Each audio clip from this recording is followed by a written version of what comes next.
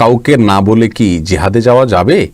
ভাই ইরফান, রাতুল, কাউকে না বলে জিহাদে যাওয়া বলতে কি বোঝাচ্ছেন আপনি? জিহাদের অনেকগুলো স্তর আছে।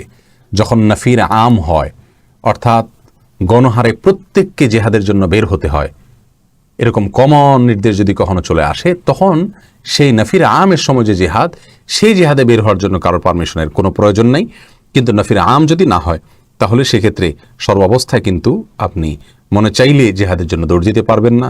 ওলামায়ে কেরাম, সংশ্লিষ্ট আপনার বিশেষজ্ঞগণ, তাদের যদি সিদ্ধান্ত থাকে, তারা যদি পরামর্শ দেন, তারপরে আপনি সেই পরামর্শ অনুযায়ী সামনে অগ্রসর হবেন এবং সিদ্ধান্ত নেবেন। যে কেউ আপনাকে ডাক দিল আর আপনি জিহাদের নামে সেদিকে ঝাঁপিয়ে পড়লেন, এই সুযোগ নাই এবং এটা সঠিকও হবে না।